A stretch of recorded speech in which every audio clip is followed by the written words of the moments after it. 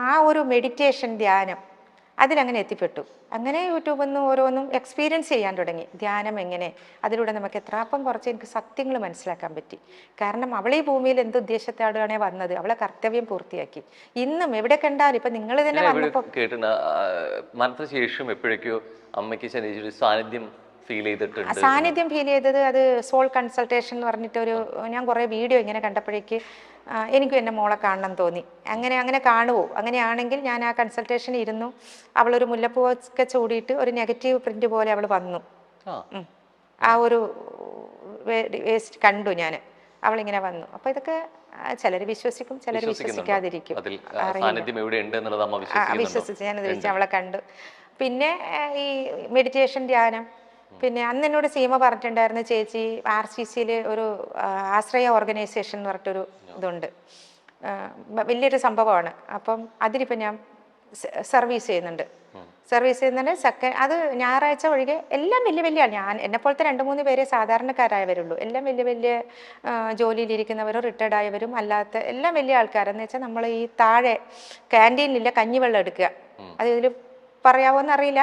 കഞ്ഞിവെള്ളം എടുത്തിട്ട് മറിച്ച് കളയുന്ന കഞ്ഞിവെള്ളത്തിന് പോലും വിലയുണ്ടെന്ന് നമ്മൾ ആൾക്കാർക്ക് കാണിച്ചു കൊടുക്കുകയാണ്. ആ കഞ്ഞിവെള്ളം ഒരു 5-6 വലിയ ടമ്പറിൽ എടുത്തിട്ട് ട്രോളിയിൽ ഉരുട്ടി കീമോ വാർഡിലും കീമോ വാർഡ് 6ാമത്തെയും 5ാമത്തെയും ഫ്ലോറിലൊക്കെ കീമോ വാർഡുണ്ട്, അതിൽ ഉപ്പിട്ട് കീമോ ചെയ്ത് കിടക്കുന്ന പേഷ്യൻറ്റിനും കൂടെ ഇരിക്കുന്ന ബൈസ്റ്റാൻഡറിനൊക്കെ കൊടുക്കുക. അവർ ഈ ചൂട് സമയത്ത് ആ കഞ്ഞിവെള്ളം കുടിക്കുമ്പോഴില്ലേ അവർ നമ്മളെ തൊഴുകയും അവർ ഇങ്ങനെ തൊഴുകയാണ്.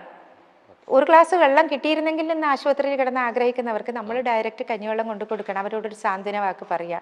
പിന്നെ പാലിയേറ്റീവ് വാർഡിൽ പിന്നെ സെക്കൻഡ് തേഴ്സ്ഡേയാണ്, അതിൽ പോയിട്ട് നമ്മൾ ഓരോ ഗ്രൂപ്പിൽ 3-4 പേരുണ്ട്. കുറുക്ക് ഹെൽത്ത് മിക്സ് നമ്മൾ തന്നെ കയ്യിൽ നിന്ന് കാശ് മേടിച്ചുകൊണ്ട് ഹെൽത്ത് മിക്സ് പാല്, അവിടെ ഒരു റൂമുണ്ട്, അതിൽ ഗ്യാസും അടുപ്പൊക്കെ ഉണ്ട് RCCയിൽ 7ാമത്തെ ഫ്ലോറിൽ. അതിൽ കുറുക്കുണ്ടാക്കി ഈ പാലിയേറ്റീവ് പേഷ്യൻറ്റിന് കൊടുക്കുക. അപ്പോൾ അത് ഭയങ്കര സാറ്റിസ്ഫാക്ഷനാണ് എനിക്ക്. അങ്ങനെയെങ്കിലും ഒരു സേവനം എനിക്ക് ചെയ്യാൻ പറ്റുന്നുണ്ടല്ലോ, എന്തൊരു സന്തോഷമാണ് എനിക്ക് അതിൽ നിന്ന് കിട്ടുന്നത്.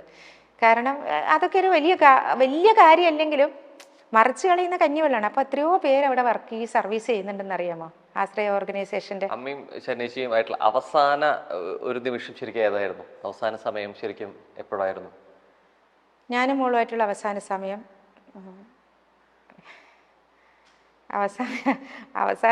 PRSൽ ലാസ്റ്റ് അവൾ ഈ ട്രക്കോസ്റ്റമി തൊണ്ടയിലിട്ട് കഴിഞ്ഞ ശേഷം അവൾക്ക് സംസാരിക്കാൻ പറ്റില്ലായിരുന്നു.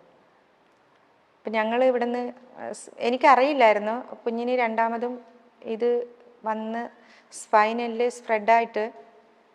മോനും ഞാൻ പോയില്ല, എന്നെ കൊണ്ടുപോയില്ല ആശുപത്രിയിൽ. മോനും പിന്നെ എൻ്റെ ഹസ്ബൻഡിൻ്റെ അനിയനും കൂടിയാണ്, ശരണ്യയുടെ ചെറിയച്ഛനും കൂടിയാണ് ഡോക്ടറെ കാണാൻ പോയത്. അപ്പോൾ ഡോക്ടർ 1 മന്തേന് ശരണേ ഉള്ളൂ, സ്പൈനലിലൊക്കെ സ്പ്രെഡായി എന്ന് പറഞ്ഞു, ഇനി ഒന്നും നമുക്ക് ചെയ്യാനില്ലെന്ന് പറഞ്ഞു. അപ്പോൾ ഇവർ റിക്വസ്റ്റ് ചെയ്തു, ഡോക്ടർ എന്തെങ്കിലും ഒന്ന് ചെയ്യാൻ പറ്റുമോ, നമുക്കൊരു പരീക്ഷണം എന്നുള്ള രീതിയിൽ എന്തെങ്കിലും ഒന്ന് ചെയ്യാൻ പറ്റുമോ. ഞങ്ങൾ ബാംഗ്ലൂർ പോയി സൈബർ നൈഫ് റേഡിയേഷനൊക്കെ കൊടുത്തതാണ്. അപ്പോൾ നമുക്ക് ഈ എമൗണ്ടൊക്കെ വന്നപ്പോൾ അവിടെ 10-20 ലക്ഷം രൂപ, പൈസയുടെ കണക്കല്ല കേട്ടോ, എൻ്റെ മോളെ പേരിൽ എനിക്ക് ആ രീതിയിൽ പറയുന്നതല്ല. എങ്ങനെയായാലും എൻ്റെ മോളെ കിട്ടണം എന്ന് വിചാരിച്ചു. പൈസയൊന്നല്ല പ്രശ്നം, നമുക്ക് കുഞ്ഞിനെ എങ്ങനെയും കിട്ടണം. അങ്ങനെയാണ് പിന്നെ അവസാനം ഇവരെന്നോട് ഒളിച്ചു വെച്ചു, ഒന്നും പറഞ്ഞില്ല. ഞാൻ പറഞ്ഞു, മോനെ എന്തുണ്ട് ശരണ്യക്ക്, എൻ്റെ ഡോക്ടർ എന്തിനാ നിങ്ങളെ വിളിപ്പിച്ചേ? ഒന്നുമില്ല. അപ്പോൾ സീമ എന്നോട് ഇങ്ങനെ വിളിച്ചു പറയണ, പിന്നെ അതിന് സീമയും ഞാനായിട്ട് തർക്കമായത്. അപ്പം ശരണ്യ പാലിയേറ്റീവിൽ എവിടെയോ ആക്കിയിട്ടുണ്ട്, അവിടെ കൊണ്ടുപോയിട്ട് അവിടെ. അപ്പോൾ എനിക്കറിയാം പാലിയേറ്റീവ് പേഷ്യൻ്റ് തന്നെ എൻ്റെ മനസ്സിലുള്ളൊരു ഇത്, പിന്നെ മരണം കാത്തു കിടക്കുന്നവർ, വേറെ ട്രീറ്റ്മെൻ്റ് ഒന്നും ഇല്ലാതെ മരണം കാത്തു കിടക്കുന്നവർ ഈ മോർഫിൻ വേദന സംഹാരി മാത്രം കഴിച്ച് മരിക്കുന്നവരെ കിടത്താം. നമ്മൾ വീട്ടിൽ കിടത്താൻ പറ്റാതെ അവിടെ കൊണ്ടൊരു സാന്ത്വന ചികിത്സ, അതാണ് പാലിയേറ്റീവ് എന്ന് എനിക്കുള്ള ബോധം. ശരണ്യക്ക് അപ്പോഴും ബോധമുണ്ട്, ശരണ്യയുടെ ബോധം പോയിട്ടൊന്നുമില്ല. ശരണ്യക്ക് ഈ പാലിയേറ്റീവിൽ പോകുമ്പോൾ അവൾക്കും അറിയാൻ അവളെ എന്തിനാ പാലിയേറ്റീവിൽ കൊണ്ടുവന്നതെന്ന്. അപ്പം ഞാൻ ചോദിക്കണം, എൻ്റെ കുഞ്ഞിനൊരു കുഴപ്പമില്ല, പിന്നെ എന്തിനാ പാലിയേറ്റീവിൽ കൊണ്ടുവന്നേ? അപ്പം ഇവർ ഡോക്ടർമാർ പറഞ്ഞിട്ടാണ് പറയുന്നതെന്ന് എനിക്കറിയില്ലല്ലോ. ഞാൻ എൻ്റെ കുഞ്ഞിനൊരു കുഴപ്പമില്ല മാത്രം, അതിനെയാണ് ഞാൻ സീമി തർക്കിച്ചിട്ടുള്ളത്. ചെറിയ ഇതൊക്കെ ഉണ്ടായിട്ടുള്ളത് അതിന് മാത്രമാണ്. അപ്പോൾ ഞാൻ പറഞ്ഞു, പൈസയാണോ സീമക്ക് പ്രശ്നം? ഈ വീട് വെക്കുക, പൈസ ഇല്ലായിട്ടാണോ എൻ്റെ കുഞ്ഞിനെ പാലിയേറ്റീവിൽ കൊണ്ടുപോകണമെന്ന് പറയുന്നത്? സീമക്കൊന്നും എന്നോട് ഉത്തരം പറയാൻ വാക്കുകളില്ല. അപ്പോൾ മോൻ പറഞ്ഞു, അമ്മ സീമ ചേച്ചിയോട് എന്തിനാ അങ്ങനെ ദേഷ്യപ്പെട്ട് സംസാരിക്കാൻ? പിന്നെ സീമ എന്തിനാ പാലിയേറ്റീവിൽ കൊണ്ടുപോകാൻ പറയുന്നത്? എൻ്റെ മോക്ക് എന്ത് കുഴപ്പം? അവൾക്കൊരു കുഴപ്പമില്ലല്ലോ. എനിക്കറിയുന്നില്ലല്ലോ ഇവർക്ക് ഇങ്ങനെ ഉള്ളത്, ഇവർ പറഞ്ഞത് ഇവരെന്നോട് മറച്ചു വെക്കുകയല്ലേ. അപ്പോൾ ഒരു മാസം അങ്ങനെ നോക്കാം, വീട്ടിൽ നിന്നിട്ട് അവളുടെ ആ ഒരു ഡെത്ത് കാണണ്ട എന്നുള്ള രീതിയിലാണ്. അവിടെ ആകുമ്പം ആൾക്കാരൊക്കെ ഉണ്ടാവുമല്ലോ, ഡോക്ടർ നഴ്സുമാരൊക്കെ, അതാണ് സീമ അങ്ങനെ പറയുന്നത്. പക്ഷെ ഞാൻ സമ്മതിച്ചില്ല. ഞാൻ പറഞ്ഞു ഒരു കാരണവശാലും എൻ്റെ കുഞ്ഞിനെ പാലിയേറ്റീവിൽ കൊണ്ടുപോകാൻ ഞാൻ സമ്മതിക്കത്തില്ല. ഞാൻ അവളെ നോക്കും. അവളെ ഒരു കാര്യം എടുക്കുന്നതിന് എനിക്കൊരു ബുദ്ധിമുട്ടും. ഞാൻ എൻ്റെ കുഞ്ഞിനെ നോക്കും. ഈ വീട് വിൽക്കാം, എവിടെ വേണമെങ്കിലും എൻ്റെ കുഞ്ഞിനെ കൊണ്ടുപോയി ചികിത്സിക്കാം, എനിക്ക് വീടും ഒന്നും വേണ്ട, എൻ്റെ മോളെ മതി. ഇതാണ് ഞാൻ പറയുന്ന വാക്ക്. പക്ഷേ വീട് വിറ്റിട്ടും കാര്യമില്ല എന്നുള്ളത് അവർക്ക്. വീട് വിറ്റിട്ട് കാര്യമുണ്ടെങ്കിൽ വീടല്ല, സീമയുടെ വീടും സീമ വേണമെങ്കിൽ വിറ്റേനെ ശരണിക്ക് വേണ്ടി. അല്ല, അത്രയും ഞാൻ പറയുകയാണ്, വിൽക്കുന്നല്ല അത്ര പോലും ഞാൻ പറയാം. അതിനല്ല സീമ എതിർക്കുന്നത്. കാരണം ഒന്നിനും ഒരു പ്രതീക്ഷയില്ല എന്നല്ലേ ഡോക്ടർ പറഞ്ഞിരിക്കുന്നത്, നമ്മൾ ഇനി ഒന്നും നോക്കണ്ടെന്ന്. പക്ഷേ എന്നിട്ട് ഈ പറഞ്ഞ സമയത്ത് അപ്പോൾ ഇവർ റിക്വസ്റ്റ് ചെയ്ത് എന്തെങ്കിലും നമുക്ക് ചെയ്യാൻ പറ്റും. കൊറോണ സമയമാണ്. അപ്പോൾ ശ്രീജിത്തിലെ ഡോക്ടർ പറഞ്ഞു വേണമെങ്കിൽ നമുക്ക് റേഡിയേഷൻ കൊടുത്ത് നോക്കാൻ ഞാനൊരു ലെറ്റർ തരാം. വലിയ പ്രതീക്ഷയൊന്നുമില്ല, ഒന്ന് തൽക്കാലം ഒരു 6 മാസം 1 മാസം എന്നുള്ളത് 5-6 മാസം നീട്ടി കിട്ടിയേക്കാം, അല്ലാതെ കൊച്ചിന് കിട്ടുന്നവർ പറയുന്നില്ല. അപ്പോൾ ഇതൊന്നും എനിക്കറിയുന്നില്ല, പിന്നീട് ഞാൻ അറിയുന്നത്. അങ്ങനെയാണ് RCCയിൽ ഞങ്ങൾ റേഡിയേഷൻ. അപ്പം ഞാൻ ചോദിക്കുന്നത്, ഈ RCCയിൽ റേഡിയേഷൻ എന്തിനാണ് കൊച്ചിനെ കൊണ്ടുപോകണേ? എനിക്കറിയില്ലല്ലോ ഇവർക്ക് സ്പൈനലിൽ വന്നത്. അപ്പോൾ പറയാണ് അതിൻ്റെ തലേന്ന് വരെ എന്തെന്നറിയോ, ഇവള് ഫിസിയോതെറാപ്പി വീട്ടിൽ കൊണ്ടുവന്ന് ഞാൻ ചെയ്യിക്കുന്നത്. ഞാൻ വഴക്ക് പറയാണ് കൊച്ചിനെ.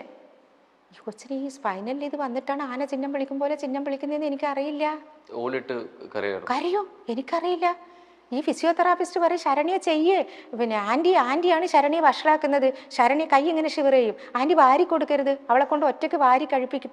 അത് ഇന്ന് എനിക്കൊരു പശ്ചാത്താപമാണ്, കുറ്റബോധമാണ് കേട്ടോ. ഇന്ന് ഞാൻ എൻ്റെ മോളെ അങ്ങനെ പറഞ്ഞല്ലോ എന്ന് തീർത്താ ഞാൻ വിചാരിക്കും ദൈവമേ അവളൊന്ന് തിരിച്ച് വന്നിട്ടുണ്ടെങ്കിൽ, അങ്ങനെ ഒരു കാലം ഉണ്ടായിരുന്നെങ്കിൽ എനിക്ക് ഇതിനെയൊക്കെ പ്രായച്ചിത്തം ചെയ്യണമെന്ന്.